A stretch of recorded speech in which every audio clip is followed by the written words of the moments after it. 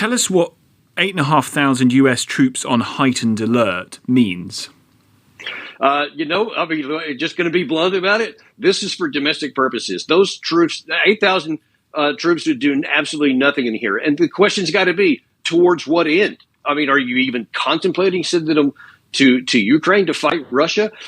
Because I keep hearing that this is going to send a signal to Moscow. But what signal are they supposed to get? Because Biden has already said that he's not going to use American troops to fight Russia on behalf of Ukraine, which is the right call. And I've strongly affirmed that decision.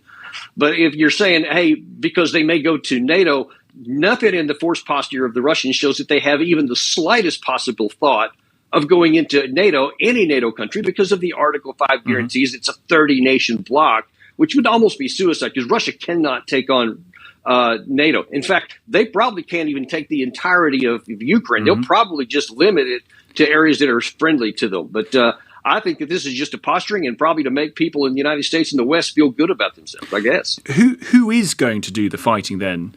If the US aren't going to really send troops into the Ukraine, if the British government is, and I think it's very unlikely that British government would send UK forces to go and fight on behalf of Ukraine or with Ukrainian forces, who's going to do it? Well, it's going to be exclusively the Ukrainians themselves. There's not going to be any help. I mean, I just can't imagine that the UK would actually engage themselves and start bleeding a lot of British blood on something that can't be won. There's the Russian forces and their proximity to their border. I mean, they have all the tactical cards. They can accomplish anything that they want to, and we simply can't stop them.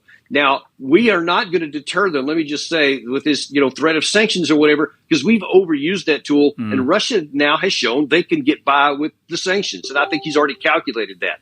The one thing we could do that could deter Putin from going is to meet at least one of his core objectives, which is to prevent NATO from coming up to his border. If we just took NATO off the table for Ukraine, that would actually have a chance to deter them and save Ukraine from having to go to war at all.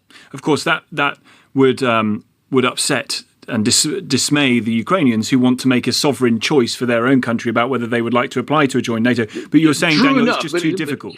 Here's the point. If your choice is either hope that you can make your own sovereign choice but be invaded by another country, or just say we're not going to join your military bloc but maintain our freedom and independence so that we can still carry on how we want to, I think that second choice is a pretty good one.